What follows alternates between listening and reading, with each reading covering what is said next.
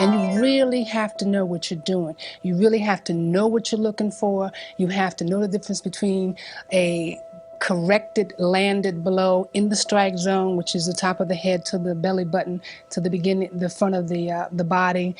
Blows that are technically landed on the arms don't count. But for someone like Mike Tyson, who for a long time, Mike Tyson would go in for the first 1 to 2 rounds and he would beat on the arms, which made the arms so heavy and so sore that his opponents could not raise their arms to defend themselves. He didn't go downstairs and wear down the body, which takes away the legs, and then he'd go for the knockout, which would generally take about 4 or 5 rounds if he felt like working out. Tyson doesn't need judges necessarily, though, does he? Coach, style. Compassion, excellency, knowledge. This is understanding. With Carlos Cote. I love to watch boxing, but that's not your duty. I mean, you good, man. Pop, pop, pop, pop, pop. Oh, it looks real sweet. I love to see the brothers do that. But can you imagine a man in a ring? He's in the gym hitting a bag, but soon it's gonna be somebody else. Boom. And he's learning how to throw it, turn it, throw it. Then when you hit a man, put your shoulder and your hip in it. You break him up on the inside, hit him in his liver, pow, hit him in the kidney, boom. And we pay, man, this is great. To watch some dude get broke up. And after a while you see him, yeah, he's a great fighter. What did he hit me with, eh? It's a living advertisement for why boxing should be abolished.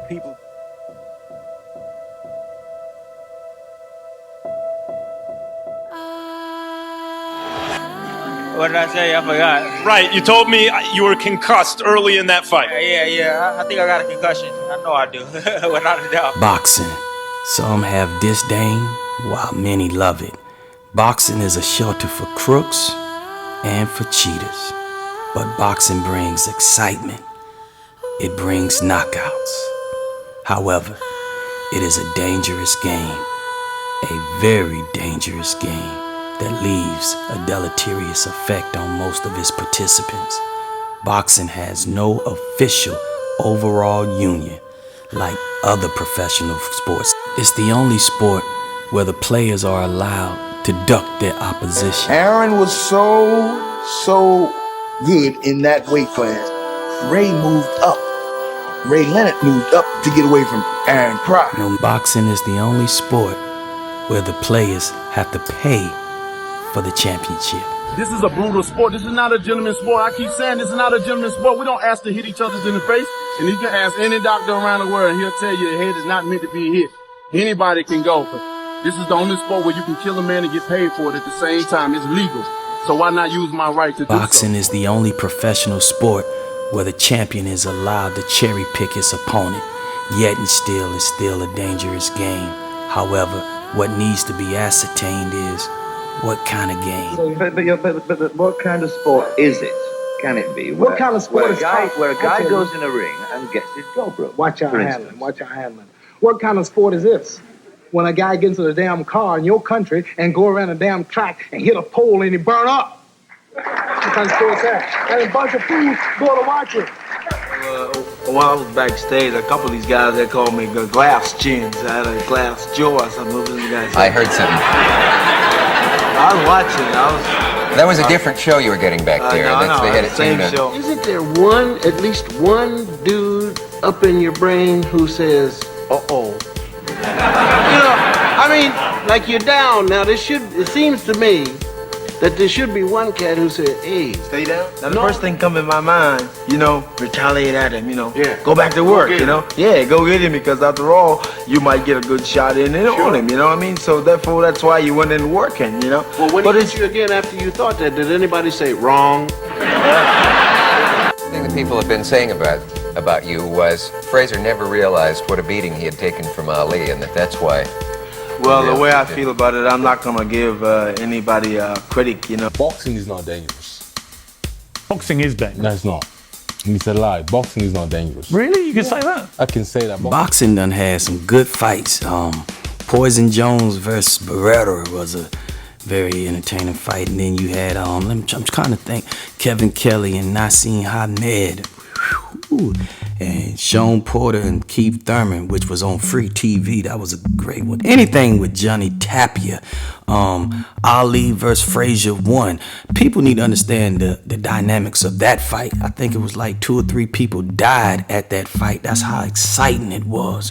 And understanding that Ali was off for close to 4 years and took Frazier, who was the heavyweight champion of the world, and 2 other fights all in a 6-month time span. So Ali had 3 fights in 6 months, one being Frazier. And look how Joe Frazier never stops moving. That is one of the most exciting fights, heavyweight fights. And if you look at these heavyweight fights today, where they don't barely throw no punches, or any of these weight classes, barely throw any punches, it's like that's what kind of killed boxing.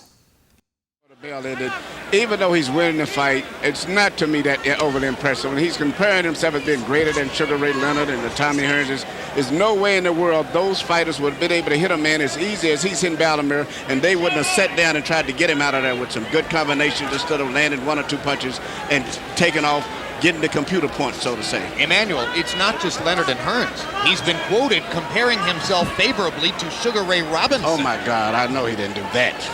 He has been quoted, I repeat. No.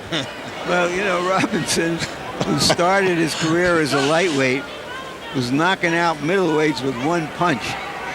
Yeah, he right now, what he's showing that he's got speed over a slower opponent, and that's all it is. But there's no way in the world a great fighter like he's saying that he is would be performing this way, especially with this audience and this great situation.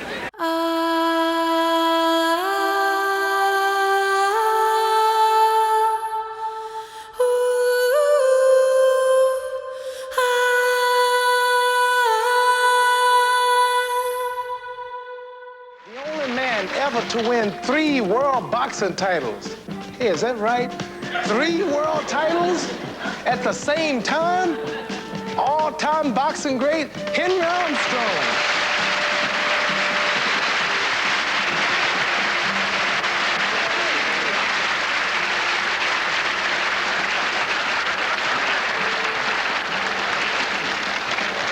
Boxing's great.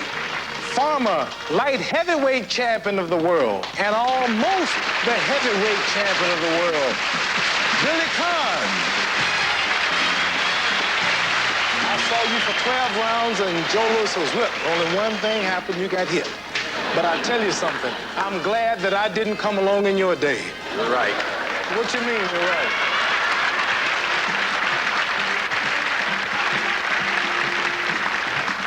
I'm trying to pay you a compliment and you talking, you're right. Expert, Szilagyi even keeps an up-to-date file of just about every fighter's record. Records relied on by boxing insiders. After a fight, who is most likely to get an offer to fight again? The winner or the loser? Probably the loser. And the reason is that managers are always looking for fighters who they know that their fighters can beat. Is it difficult for a manager to find opponents who are easy to beat? No, because there are suppliers all across the country. Suppliers? Yes. What do you mean suppliers? It's supply and demand. They know exactly, you call somebody, they know what you need, they'll supply it for you, any weight class. They'll supply someone who will lose.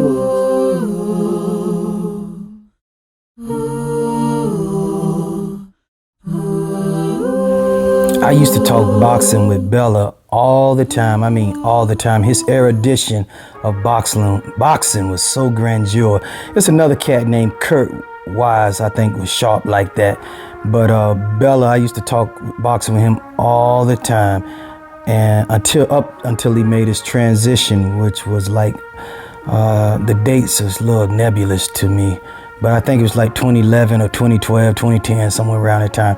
And so then I started talking to his wife, Ms. Elizabeth, about boxing all the time and things of that nature and stuff like that. And I remember we was talking one time, and we was talking about fighters watching fights, the study of the fighters, and I was like, well, Mayweather don't do that. He claims he don't. And she says, oh, Carlos, that's not true.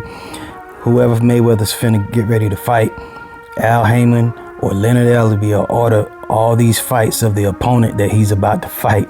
And she would always give me all kind of jewels like that, like Shane Mosley, the Klitschko's, all these boxers, all these fighters, anybody that's in the industry, all got their fights from Bella or his wife, Ms. Elizabeth. That's just a fact. And in fact, it must be noted that she's the first one that told me, before it was even announced publicly, long before it was announced publicly, that Mayweather's gonna fight Pacquiao. And I said, oh, he ain't gonna never fight Pacquiao. She says, oh yeah, Carlos, he's fighting Pacquiao. Because Al Heyman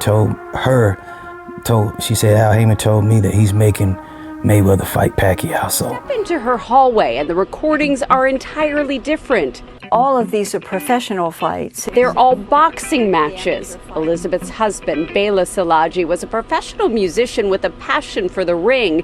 He made his first recording in 1979. It was an old Quasar tape recorder. And together they ran a business making dubs of fights like this one of Mike Tyson and Buster Douglas in 1990.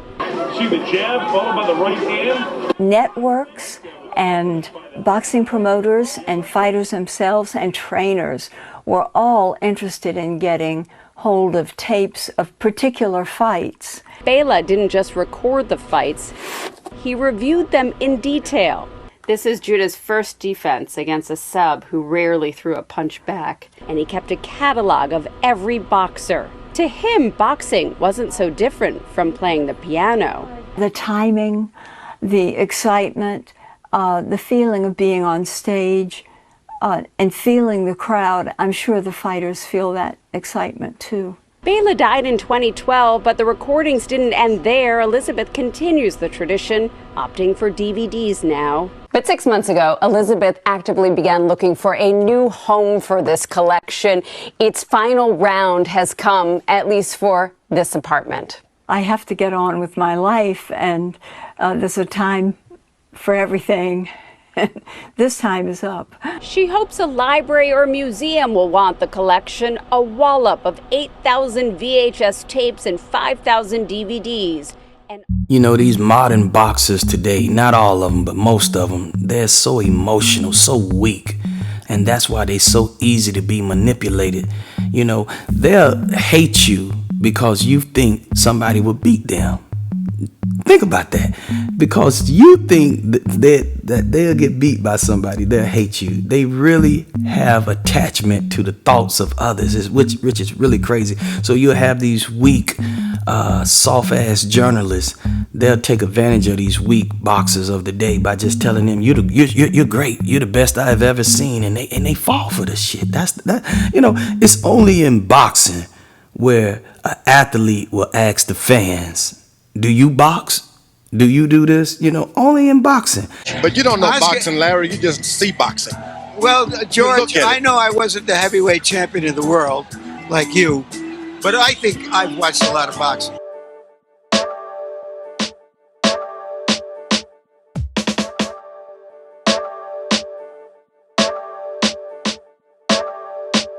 It's kind of like a chef bringing you out a steak dinner. And then he comes out and asks the people, did you like the steak? Some gonna like it, some don't. And those who don't like it, the chef gets upset and asks, well, do you cook? That's how stupid they sound when they say, do you box? Why hasn't Mike Tyson lost? Why does he win so convincingly? Well, you have to, it's like anything else, Tony. You have to look at the caliber of boxers he's faced. He hasn't faced the type of fighter that will give him problems. They've done a great job, his management, taking nothing away from his management. They brought him through the maze with the kind of fighter that stands right in front of him, gives him a target so he can crank way up back here and wing and let him go. Because of that, I think that if and when Mike Tyson gets into the ring against either Evander Holyfield or George Foreman, he will lose. He will lose big to George Foreman and early. And if Evander Holyfield gets through the first 3 rounds, he will also win very big against Mike Tyson. One of the most scariest fighters in the annals of boxing history. It wasn't Mike Tyson. It was Big George Foreman. Does he look to you to be the hardest hitter in the heavyweight division? No, I still think Mike Tyson busts Doug's ranks up there as far as the heavy hitters. But again, Jim, it's deceptive. It doesn't appear like George is hitting hard, but once he hits the guy, he totally paralyzes his opponents. A lot of fighters did not get in the ring with George Foreman, Mike Tyson being one of them.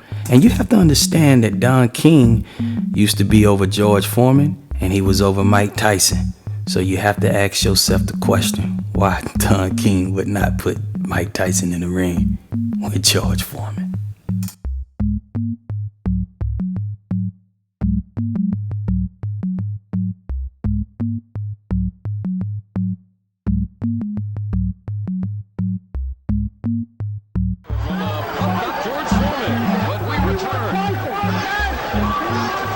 And we're doing the best we can. We've offered Mike Tyson $5 million and $200,000 for the rest of his life if he gives me a shot.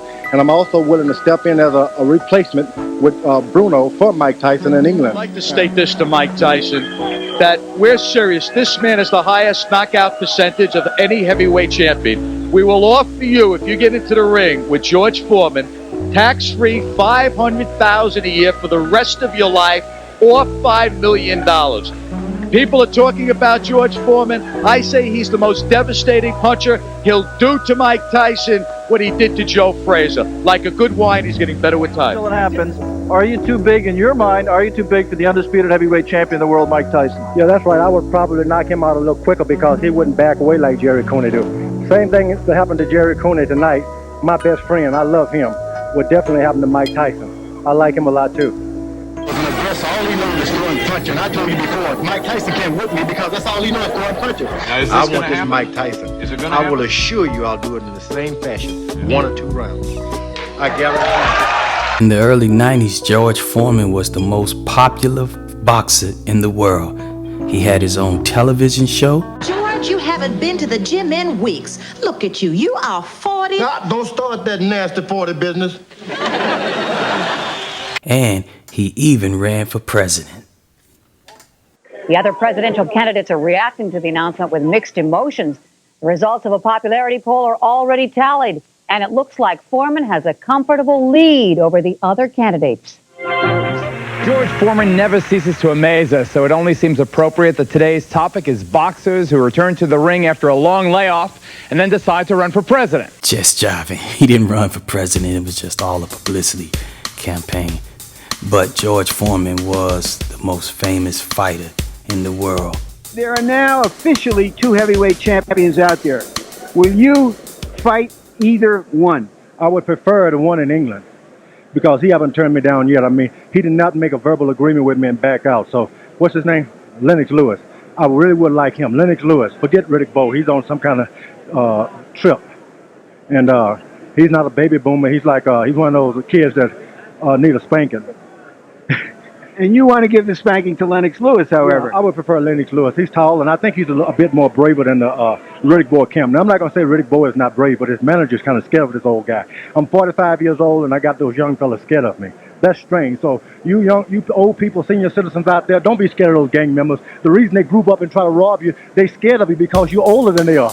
I remember I was in Nevada, this was a long time ago, and I ran into Jim Lampley, and we rapped for a couple of minutes, and I'm talking about how George Foreman was not he was a horrible commentator to me and my pronouncement, and Jim Lampley defended him and stuff like that, and I retorted that, well, he kind of got lucky when he beat Michael Moore for the heavyweight title, and Jim Lampley told me, whether he's lying or not, I don't know, but he seemed very, very convincing that George Foreman had told him that he would beat Michael Moore months before they fought, because he said Michael Moore would get tired and start getting comfortable, rather. He would get comfortable and he would stand right there in front of me for me to knock him out. And when you listen to Jim Lampley after Foreman knocked Moore out, that's Jim Lampley saying, it happened.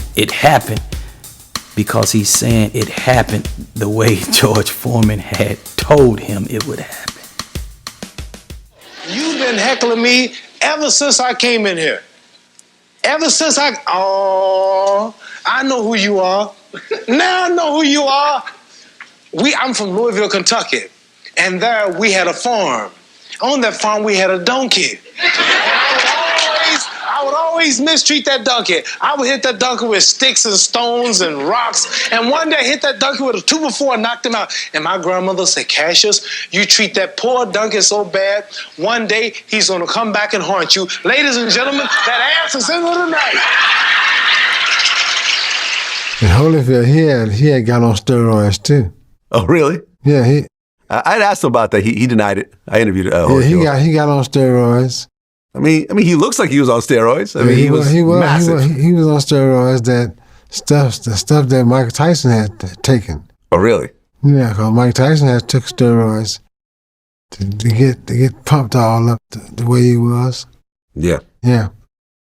Yeah. Let's back it up. What made you think that Evander might have been on the sauce? Well, and I'm not just saying that now in 2017. I was saying that in 1992, 93, 94, 95, 99, during that period of time. One, I saw a change in Holyfield's face.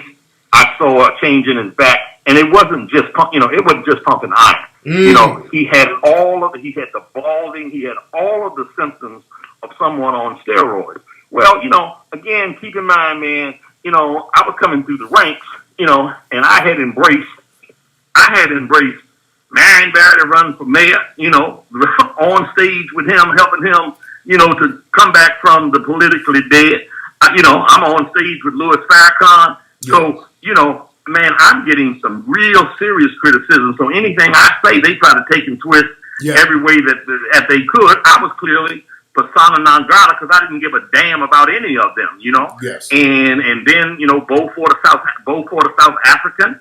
And, we came in the ring wearing African National Congress colors and saying one man, one vote. And also, I always attached politics to what we were doing. Oh, yeah. So when I said something like Holyfield was on steroids, that I thought Holyfield was on steroids, they looked at me like I had three heads.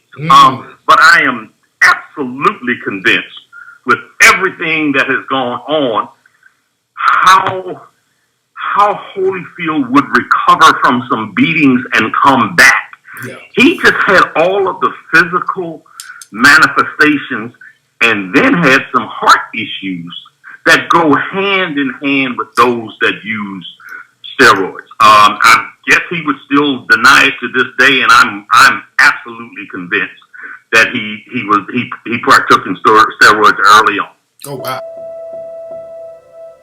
Now, throughout boxing, everybody thought Ray Leonard and De La Hoya and even Mayweather were the most privileged fighters in modern times. But in truth, the most privileged fighter was Roy Jones Jr. Do anybody remember the fight that he had with Montel Griffin where Roy was disqualified? He only hit Griffin when he was down, after he knocked him down, because that fight was too close for comfort. It was too close. That fight was real close. And I used to talk to Kurt Wise, who used to work for Roy Jones' manager, one of those Leving brothers. I can't remember the name.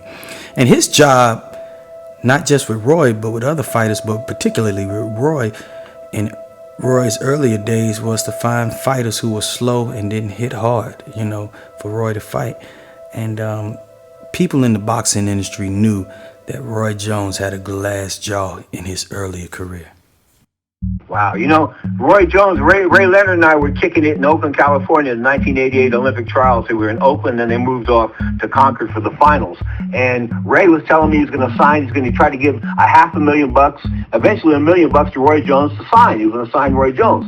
So he's got $100,000 in a briefcase and he's walking around, I think we're in Concord, California. And then he comes to me, he's got this really concerned look on his face. He goes, Pedro, Roy has a glass jaw. And I go, what are you talking about? He goes, no, he has a glass jaw. He goes, he's been knocked out twice in the gym with the big gloves on. He goes, he was snoring at one time. I said, you guys said, so? Whoa. He goes, I don't know if I want to sign him now. That was, yeah. Now, Roy was a fun, exciting fighter to watch, but he didn't fight the top fighters in his weight class. And when he started fighting a school teacher, a policeman, and a mailman, I started seeing through the illusion. And I remember one time, and I'm going off memory, when he won his WCBC belt back from Montel Griffin when he knocked him down. And look at Griffin's face when he got knocked down. And after he won the belt from Griffin, he vacated. He gave it up. So Michael Nunn and Graciano Rocchigiani fought for the WBC belt that Roy Jones gave up. Then Roy told the WBC to make him the WBC light heavyweight champion again. To give him a belt that he gave up, that two cats done fought for, and he didn't want to fight neither one of them cats. Michael Nunn or Montel Griffin and Roy Jones are supposed to fight. Michael will get the winner of that fight. And the only way that Roy Jones won't be in that ring with them that night is if he gives up the title so he doesn't have to fight now. Right now we're hot and heavy into the Montel Griffin, Roy Jones winner. And like I said, the winner of that fight has to fight Michael Nunn or give up the title. And I've got a feeling they might give up the title rather than dealing with what they saw tonight, Barry. I was just going to say, based on what Roy Jones saw tonight, he might be ducking you all over again. Well, you know, Roy Jones supposed to be the best fighter pound for pound in the world. Come on and fight. Like Dan said, when I was the champion of the world, I granted everybody the earned opportunity to world title fight. So I think they should do the same thing for me. But unfortunately, they want to babysit these titles. So, and the fools at the WBC, they actually gave Roy Jones, they made him the light heavyweight champion again. It's the craziest shit. You can't make this up. So Rocchigiani sued the WBC, and he won the lawsuit for like $20 or $30 million, and the WBC was about to go out of business, and they was about to file bankruptcy, and somehow Graciano took a lesser sum or something. I can't remember how that go. And all of this tumultuous scene was for the privileged Roy Jones Jr. Again, you cannot make this shit up. Did you hear anything in the interview that changed your mind about everybody thinking that this is a guy who has been perhaps ducking some of the better opposition out there? The other day in a press conference with us, he said he's now thinking more seriously, for example, of moving up to 175 pounds, light heavyweight, faster than he thought he might have. And to piggyback off of Roy being one of the most privileged fighters in the annals of boxing history, when a fighter tests positive for any sort of PEDs, performance enhancement drugs, they are hit with a fine or a suspension. When Roy Jones was found positive, they didn't suspend him, they didn't fine him. The boxing, I mean, they did nothing to him. And depending on who you talk to, they say Roy Jones have tested positive many a times, but they just never went public with it because it would have been bad for the image. Here's one of the great elements of this story. Ever since Olympic coaches soured on Antonio Tarver in Atlanta in 1996, he has been subjected to a backroom, behind-the-back insidious campaign during which he has received the worst insult that can ever be hurled at an athlete over and over and over. All of us in the sport have heard people say, Antonio Tarver has no heart. It's such a rubric that it was almost a given, an article of faith. Well, they'll never be able to say it again. No one should ever utter, after what he did 6 months ago, after what he did tonight, that Antonio Tarver has no heart. That is disproven forever. See, you got to remember the fact also, James, that these two guys have been boxing each other since they was like 12 or 13, even when Roy had a big advantage in experience at that stage. And Tarver has always given him trouble. I mean, he won a decision then, which was close. And here they're grown men fighting, and he wins the decision again, which was close. So maybe Tarver just has the style or whatever, just will always be a problem to him the same way that Tommy Hearns and Ray Leonard, Muhammad Ali, and Kenny Norton. That could be a factor that I think he may deep down fear, even though he says he doesn't. I got a question. You got any excuses tonight, Roy? Let's not ask questions like that. Let's go to work. Let's go to work. I mean, I'm a star in my own right. I mean, just because, you know, people with microphones don't really appreciate my gift. doesn't make me less of a star. We're here, this fight is big because of what Antonio Tarver has done. You know, I the one took it to Roy Jones. I the one, if he's a shot fighter, I shot him. And, you know, we'll see what happens tonight. Roy Jones was still running from me. He ran out of the division when he had to fight me. There was nowhere for him to hide. He'd go fight John Ruiz and win the heavyweight title. He said that he won the first fight. He said this fight, he ain't gonna leave it in the judge's hand, and then he done what he had to do. Roy Jones is a good fighter. Tarver's a good fighter. And they both conduct themselves in a true championship manner. How surprised were you in the fashion of a second-round knockout? Anything happened in the sport of boxing. He took his time, kept his composure, and he landed a left shot, and the guy went down. And I'm glad the referee stopped the fight because I didn't want to see the guy get hurt too bad. Now, again, Roy Jones was a very entertaining fighter, right? And he just didn't fight the top-notch fighters. Yes, he beat James Toney, but let's put that in context. That was a James Toney who had to lose close to 20 pounds in the week of the fight. That ain't Roy Jones' fault. You know, even when Roy Jones fought that mailman, the mailman, Thornton, he had a bad arm going into that fight. Again, that's not Roy Jones' fault. However, but when Roy Jones was at 160, I'm going to say middleweight, he didn't fight Julian Jackson. He didn't fight Gerald McClellan. When he was at 168 and 175, he never fought Nigel Benn, never got in the ring with Chris Eubanks, Frankie Lyles, Darius Michalski, Michael Nunn, or even Steve Collins. I was a giver. If you wanted it, I gave it to you. He said he wanted it. What I supposed to do, run? That's not in me. Well, then why didn't it happen back in 1989, early 1990s? When I knocked on the door, why didn't it happen then? Because then we were the best, we were the last two left in our era, in our weight division. It was a natural fight and we both wanted it. I wanted it, I believed you wanted it, but now I don't know whether you did or not because you were the one that could have made the decision for it to happen. Well, I travelled to your yard. You did come to my yard. I think it was a match that was definitely missed. Either way, it should have happened, Roy and Steve. The way Tarver had stopped Harding, Jones immediately left 175 and went straight to heavyweight. And it also must be noted, right, when he schooled the weaker heavyweight at that time, which was John Ruiz, look how Roy defeated him. And that same year, I think it was in 2002, 2003, that's when Victor Conte's Balco went down. And Balco was supplying PEDs, steroids, whatever, to these athletes, boxers and track stars and stuff like that. And Victor Conte emerges into boxing years later and brings in Snack.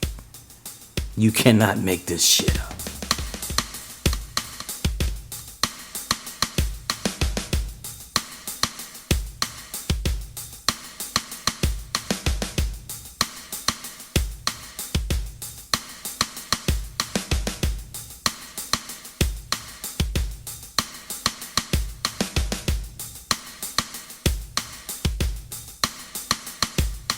And right about this time that Floyd Mayweather was promoting what he called Olympic-style drug testing, which it was never Olympic-style drug testing. That was complete BS because it was not 24/7, 365. He called it that and everybody said, oh, well, Mayweather is the one that started the Olympic-style testing. It's complete nonsense. They're completely wrong. Everybody that believes that is a fool for listening to it. Ignore it? Like, I mean, is it a level playing field if Mayweather is able to put all these fluids into his body at his home after weighing in, and Pacquiao's not? Because people, I've been going back and forth with people on Twitter, and they're saying, well, he was tested before, you know, the IV and tested after, so what's he trying to hide? And I'm saying, well, first of all, do you know how long it was he was tested before the IV? Because if you don't know that length of time, you can't really say what the hell he's putting in his body, you know? Like, you're a PED expert, you know what I'm saying? But my whole thing is maybe he's putting that fluid into his body to put on weight. He doesn't allow Showtime to weigh him on fight night. So how much does he weigh? Because I tell you what, he looks big. I started covering him when he was a junior lightweight, and I remember when he first went to welterweight, he was a small welterweight. When he fought Zab Judah, he and Zab Judah, they looked like junior welterweights who just happened to be fighting at welterweight. Guess what? Now, he looks big. He looked big against Canelo. He looked big against Pacquiao. He looked big against Berto. How much does he weigh? I don't know, because he doesn't let people, but I know probably he's putting a lot of fluid, you know, artificially, not just drinking a Gatorade. He's putting that stuff IV into his body, and a lot of it. Maybe it's to get a weight advantage. But is that fair? Is that a level playing field? I don't know. That's to be determined. But somebody has to ask those questions, and if Hauser doesn't do it, who's going to do it? Check to the form of the question. Victor Conti wrote these letters so you know when to have this, or you and or Daryl would know when to take the various vitamins and cream and clear and E. Object to the form of the question. Is that correct?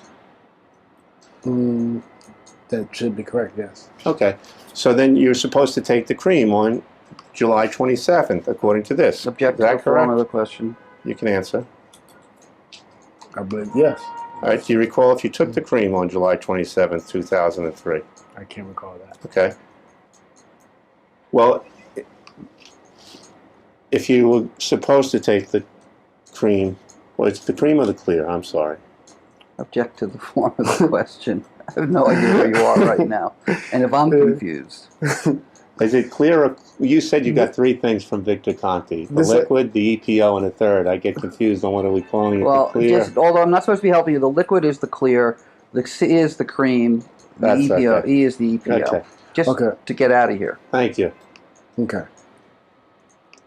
This is the cream. Yeah, between. Okay, and then on the next day, the July 28th, you're supposed to take the EPO, correct? According to this document. According to this document, yes. And do you recall, did you take the EPO on that day? I don't recall, but like I said, Daryl's word took all the stuff, so I can't recall that. But you know, according to the calendar, yes. Okay, and you knew you took EPO that day on July 26, 2003, correct? I know that, yes. Okay, and would it be fair to say sometime after that date and before your fight with Oscar De La Hoya, you took it at least one more time? But in boxing or MMA, you're talking about it could life or death. Well, it's always that way. I mean, these sports are inherently dangerous, and then you add performance-enhancing drugs to the mix, it makes it that much worse. So yeah, the importance is there. And or when you look at a guy like Juan Manuel Marquez, who in his fourth fight scored 2 knockdowns and knocked Manny Pacquiao out cold and came in chiseled, not even looking almost like the same guy. With your eye, does it raise concern? Does it raise an eyebrow as this guy should be under suspicion because of the body and the look and the things that we know about guys at that age? well, let me put it a different way. I mean, I think it's sad that there is a suspicion out there on any of these fighters. I can't tell you who was using and who was not unless, you've got positive tests. But I think that one thing that's important to understand is it may not always be the chiseled guy. That a lot of these drugs don't necessarily make somebody come in and look superhuman or make it so that they can change weight classes or add muscle mass. A lot of these drugs just change their endurance or help their ability to recover from injury. And I think that's when a lot of them are being used, is just to recover from injury. So I think that if we hang our hat on just what someone's appearance is or not, then we're really missing the boat. I think that I don't want to say that every athlete, of course they're not, under suspicion of using performance-enhancing drugs, but I think that it's not always the picture of the person that we imagine. Years ago, I think it was around 2001 or 2002 when Nevada started a short pilot program before they actually started testing for anabolic steroids.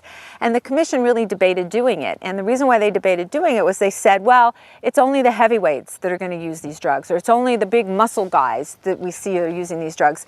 And that just certainly isn't the case. You can see it in the smaller weighted fighters.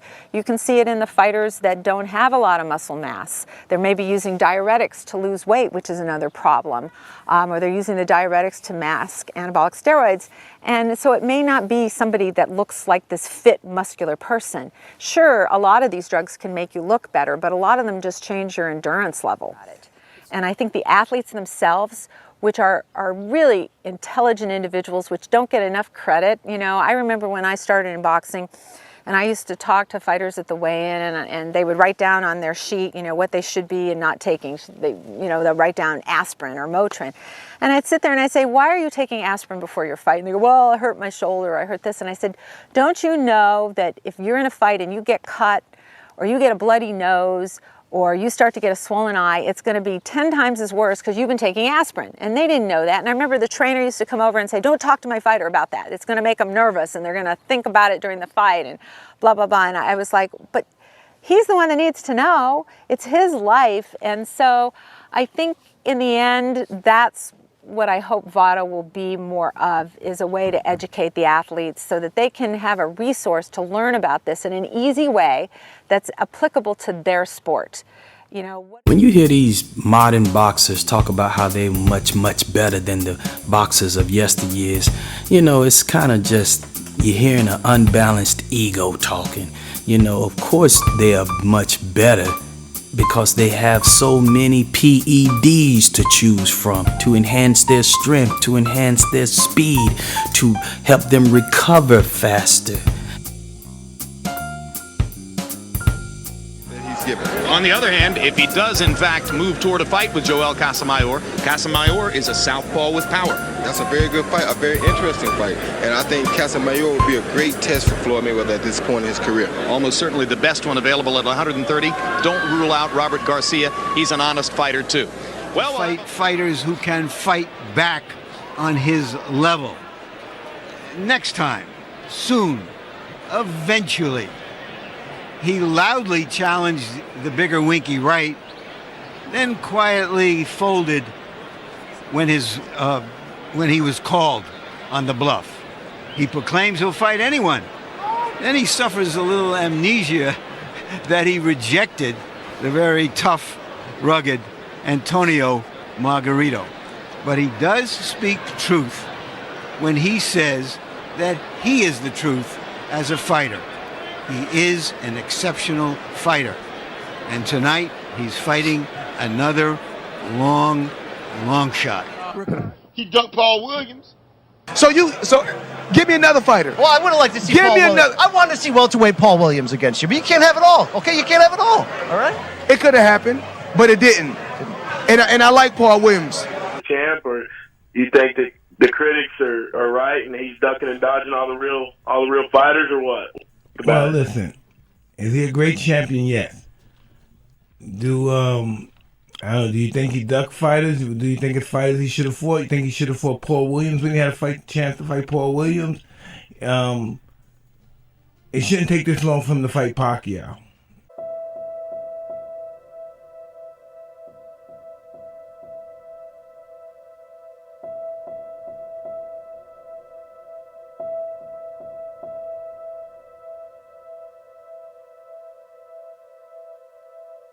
Sabi ng blood test, ito hindi rin natin maintindihan ito. Bakit ka magkaka-blood test? 2 araw bago yung fight.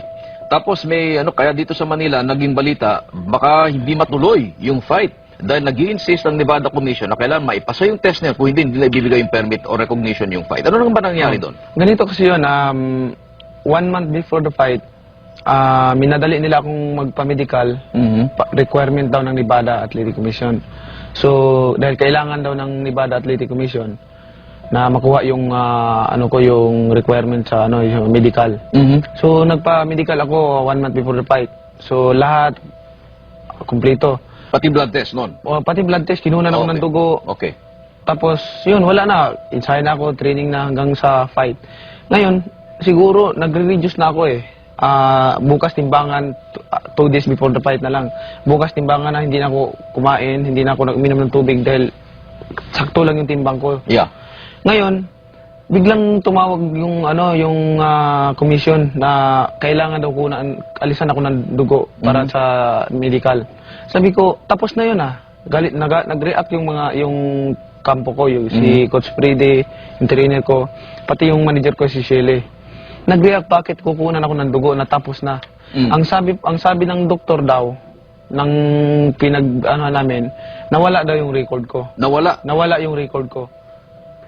So, una-una, Kaninong kasalanan yan? Nung ospital, isa sa mga manager mo, isa sa mga tao mo, dahil hindi nila pinalo up yun, hindi na-verify na talaga nakasubmit na?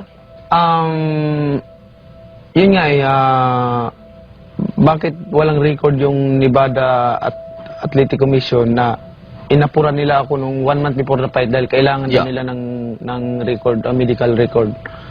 Well, talaga mahirap paliwanag yun. At saka bakit 2 days before the fight, saka pa nila sinabi? Pero mo, dating din sa Manila, yung mga tao mo, nagsisisihan sila. Nagtuturuan. Dapat ikaw ang nag-check nito. Dapat ganun-ganun. Alam mo, may nakausap nga akong doktor na sa ibang hospital. Sabi niya, imposibleng mawala yung record ko na nasa computer yon. Imposible na yung mawala yung record ko. So, hindi naman kayo naghanap kung sino may kasalanan nun? Parang ganun. Sa tingin nyo, talagang hospital ang may kasalanan? Hospital may kasalanan, pero hindi na namin inano kung kasi wala nang oras, wala nang panahon 2 araw na lang bago ang fight So hindi na namin kumbaga sa parang malaki ang duda ko ron na parang may doon taktik din nila yun na maniobra yun. Tapos alam niyo pagkatapos nung kinunan ako ng dugo, nahilo ako after 30 minutes, nahilo ako, sumakit yung batok ko. Ang ginawa ko, gusto kong kasi ang sabi ng doktor, pagkatapos ng kuha ng dugo sa niya, uminom ka ng maraming tubig. Hindi ako makainom ng tubig ngayon, hindi ako makakain. Ang ginawa ko, nung nahilo ako, humiga na lang ako. Humiga ako, tapos pamasaya ako. By fight time, talaga naramdaman mo yung paghihinang yon? Naramdaman ko talaga, yung mga suntok ko na tumatama kay Morales, ang pumasok sa isip ko na, pag ganito lang ang lakas na makaya ko, hindi ko mapabagsak si Morales. Alam mo, sinabi ni Morales yan pagkatapos ng fight, hindi raw niya naramdaman ang tinding na masuntok mo. Mas maganda ngayon dahil hindi niya alam na kulang yung... Next time, paparamdaman mo sa kanya. Why won't they fight me? Like Floyd Mayweather. We offered him $8 million, and he didn't do it. In reality, I think it's fear. While being deemed by many the most avoided man in the sport, Floyd Mayweather turned down $8 million. Shane Mosley turned down $8 million. Twice now, Miguel Cotto has said, yes, I will fight him. Right here would say, okay, you beat a C-rated fighter. So what? Well, I mean, you're trying to get wider public acceptance. You fight a guy nobody ever heard of. He's unknown. He's unranked. And you knocked him out. Big deal. Well, I mean, he's an IBO junior middleweight champion. Oh, boy, that's really important. He carries more weight. Boxing wasn't made for the fighter to make money. It was made for the promoter and the managers to make money. What advice would you like to offer the young guys coming up that are interested in sports? Well, I wouldn't advise none of them to be an athlete because it's too risky. Like I'm one of the best, and I've got a break. Joe Frazier got a break. But like if you have an accident or you break a leg or you don't have the talent you should have, and you spend your life trying, and the next thing you know, you're in a certain age bracket, you didn't make it in life. They consider life a tragedy. One thing for sure, if they go to school, learn to read, learn to write, take up some type of occupation and use their brains and not their fists. If they have anything to do with boxing, be the manager, because usually they get all the money. But the fighting itself or being an athlete, I wouldn't advise no young black men to be. Now that black people are coming into power and now that they're becoming independent and starting to think in the way of self, we need electricians, we need mechanics, we need doctors, we need nurses, we need scientists. Listen, have anything to do with boxing, be the manager, because usually they get all the money. But don't.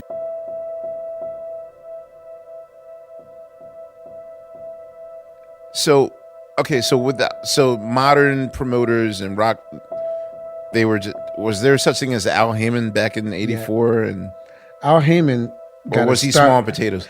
Al Heyman got to start from my father. My father. Word? Yeah. My father was always like, I want to make sure the black guys have a chance in promoting. So he always said, give the black guys a shot, because in those days they wouldn't let black promoters promote even black acts.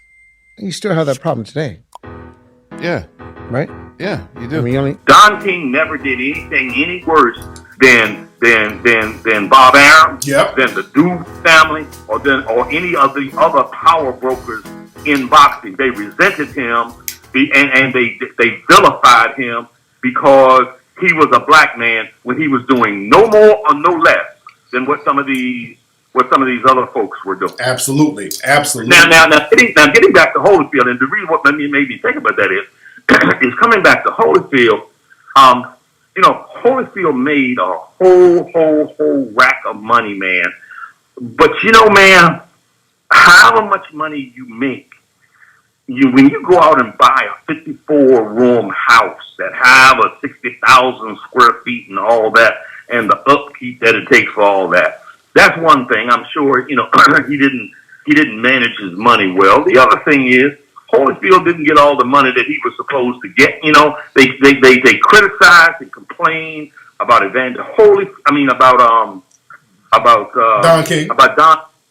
Don King having his son as the manager of the fighters. Well, the Duva family, the father, the son was the promoter, the father was the manager. You had another manager named Shelley Finkel, so they were cutting Evander's money up, man, 15, 20 different ways anyhow. Yeah. They don't like you, Don King. That's right. They don't like him because he takes their sword and he cuts their head off with their own sword. Yeah. Because this is not a perfect man, but he's a good man. That's right. And if Don were not a good man,